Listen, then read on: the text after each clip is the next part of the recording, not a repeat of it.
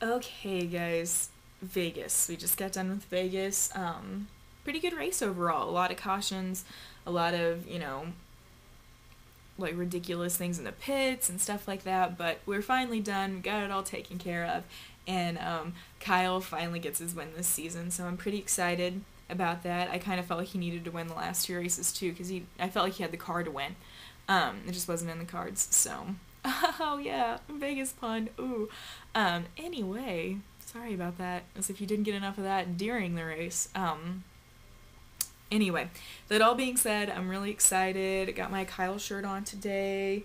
Yeah, representing big time. So, earlier today, one of the guys that I subscribe to on here, his name's Outlaw662SR. Anyway, Tex, he puts up videos on here a lot about NASCAR and about other motorsports and really great videos. You should check them out. I'll link to him in the sidebar so you can go and watch some of his videos too. But he put up a video today about the race and just kind of talking about some things. A big chunk of it was about Kyle and Kyle's attitude. And so I left a comment on there just saying that I was not going to comment. And then he commented back that that's because I just know that he's right. Well, I totally don't. Like, I don't agree with you at all. Little disclaimer here. I'm totally not bashing on Tex. I love the stuff that he does, and he has very valid points about things.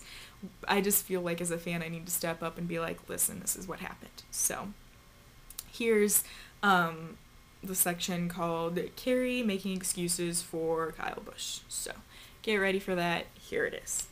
Alright.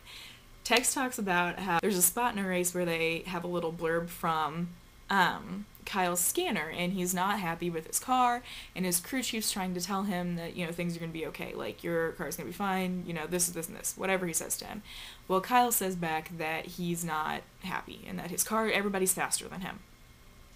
I don't think that he meant it to come out the way it did. I think he was just telling his crew that that's really great that we're making these improvements, but it's not helping. Like, my car sucks. And I mean, you can tune into any one of those drivers at some point during the race has that same conversation with their crew chief. What was it? It was we had that first caution that came out on lap 1 or 2. By that time, Casey was already on his scanner. Casey Kane was already on his scanner to Kenny Francis telling him that his car was junk and that it would not drive. They hadn't even made a full lap yet.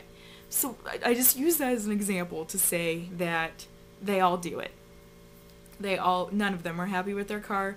It's just what happens, And I think the true test of a driver is after the race. What they say after they're out of that intense situation. You can't hold them accountable for things they say when they're going, a ridiculous amount of, miles per hour, and they're in such a intense place.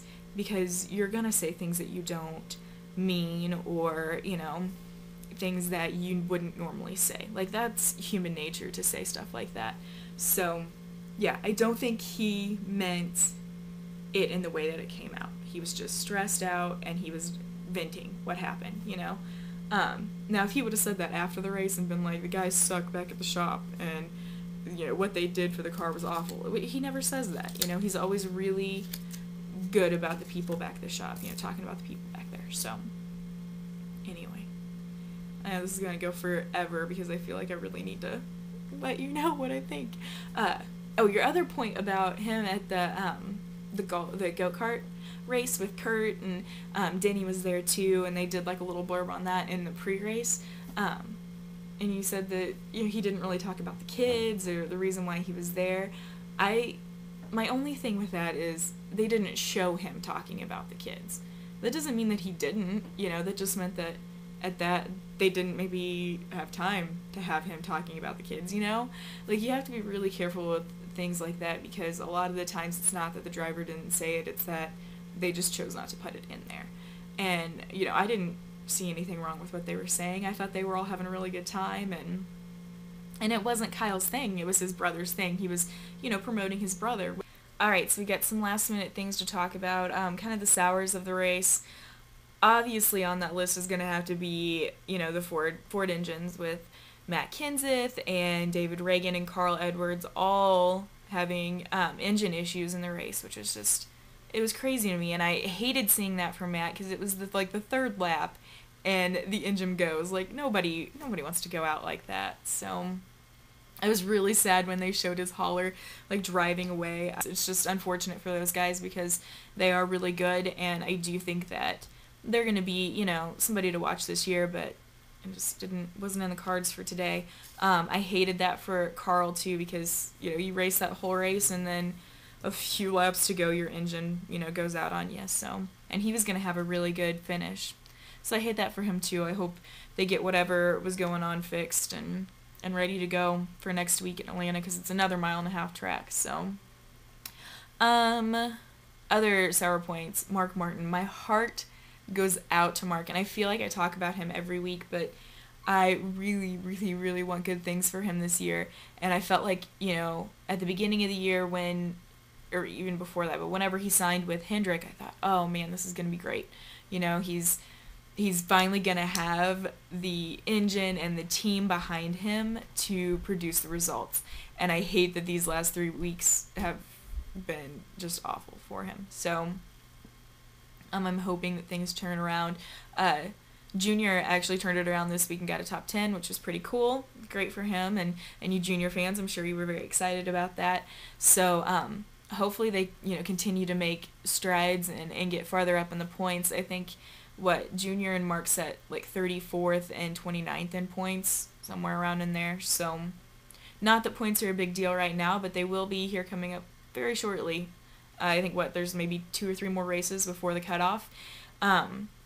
Although these two guys would be able to race their way in like without a problem, but it still kind of sucks. So let's see, anything else I want to talk about? I think that was it for this week. Like I said, we're going to Atlanta next week, and I'm excited. I like 1.5 mile tracks. They're definitely my favorite ones. So hopefully I'll have some good racing there. I think you should definitely keep your eye on Carl next week because he's been, you know, inching his way back up there, and I think he'll have a good race. So hopefully Carl does. I don't know that that's my pick yet. We'll see. I have to think about these things, especially when it comes to Carl, because I just don't know. Don't know if I can pick him yet or not. So, but we'll see. Anyway, I'm excited to get there and see what happens. So thanks for watching, guys. Definitely go check out the sidebar for some links to different things that are fun that you might like. Yeah, I think that's it. So thanks. Bye.